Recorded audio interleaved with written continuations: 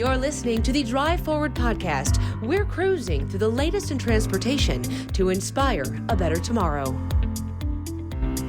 Welcome to the second episode of the Drive Forward podcast. I'm your host, Emily Jankowski. Today, we're chatting with Stacey DeLorenzo, the University of Illinois at Urbana-Champaign's Transportation Demand Management Coordinator, who works for campus's Department of Facilities and Services.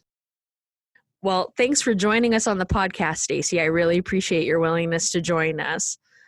I'm excited to be here today. Great.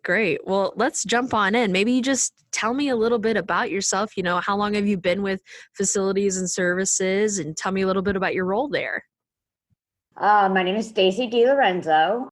I've been with Facilities and Services for 8 years now, and in the Transportation Demand Management role for about 7. Wonderful. Well, I feel like Facilities and Services is sort of a best kept secret in terms of campus progress. For those that maybe don't know all about what your team does on a daily basis to keep the university running, can you maybe give me a brief synopsis of what it is that you guys do every day?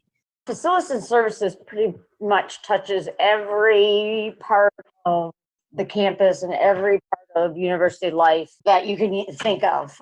We do everything from, such as me, assisting with the transportation network. We also do capital projects, which the department or if a customer on campus wants to do a project, they come to our capital projects and we help them run that project. We do it all the way through to assisting with the safety and health compliance on campus. Some other things that we do are sustainability efforts on campus, and we also do waste management. Very good. Leaving no stone left unturned, I'm sure. That's right. Very yes, good. yes. Very good. Well, tell me, I know you're in the transportation department there, specifically the Transportation Demand Management Coordinator is your role. What's some of your big projects right now on campus? The biggest project on campus is the you may have heard of MCOR. Okay. The multi-corridor enhancement project. Mm-hmm. It is a $47 million project that we got a grant, federal grant from what's called TIGER. It has to do with transportation infrastructure grants to help economies and stuff like that. Sure. And it's a partnership between the city of Champaign, the city of Urbana, Mm-hmm. and GD and the university, and it's the largest transportation project we've ever seen on campus. Wow. The actual construction started in spring of 2018, I believe, and it ran through the summer of 2018, and then it went again all year round this past summer. Yes. And it continue all the way until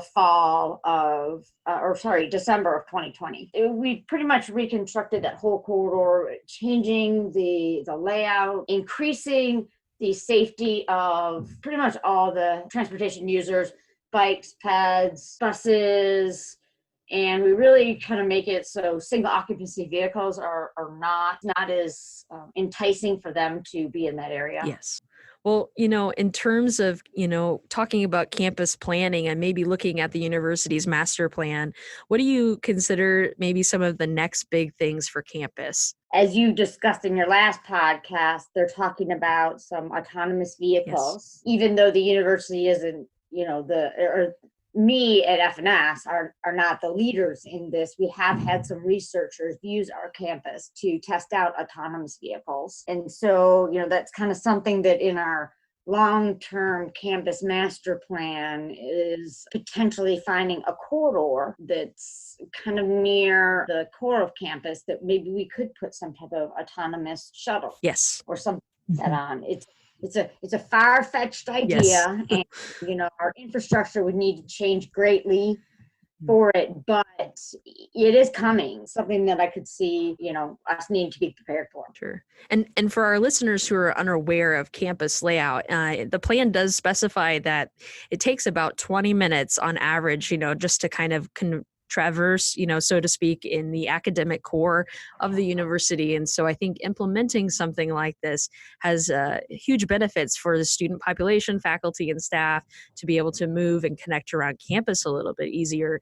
What's been maybe overall reaction so far in terms of bringing something like this exciting research to campus, exciting possibilities in terms of just improving and maybe streamlining connectivity here? Especially for those that don't own vehicles, they're like, oh yeah, one thing that would be great besides using the buses, we could have this, little shuttle that might be able to take us back and forth, and we don't have to worry about even if I ride my bike, where am I going to park it? Am I going to be able to find a place, etc. And then especially in inclement weather, let's say I don't have to walk and freeze or get rained on or that type of thing. So I think it's in the research world, they're super excited. In the practical world, there's a little bit more skepticism. I think it's an inevitability that it at least in some contexts will be.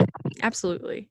Well, speaking of the future, you have been a key cog in the planning process for the Illinois Center for Transportation's Illinois Autonomous and Connected Track, which is a high-speed, connected, and autonomous vehicle track at the former Chanute Air Force Base here in Rantoul. Maybe tell me a little bit about your role in this effort and where you're at in terms of the planning process. I know that right now we're pretty much in the planning phases. It's the scoping and between Illinois Center for Transportation, the university, the Department of Civil Engineering, and IDOT. We're all kind of figuring out what roles we all will play in this project and where we will all contribute, and kind of coming up with what each of our needs are and our desires are in this project.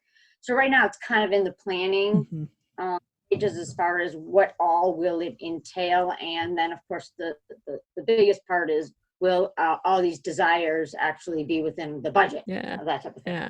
Well, what are maybe some of those exciting elements that you see with a project like this?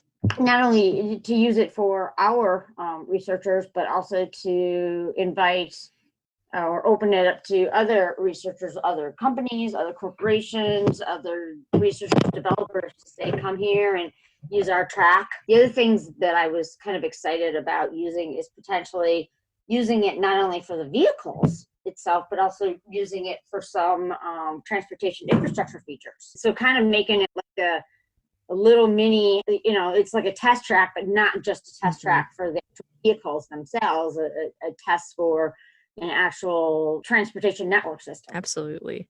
And inspecting all of those real world scenarios and making sure they're ready for the real world. Yes. Yeah.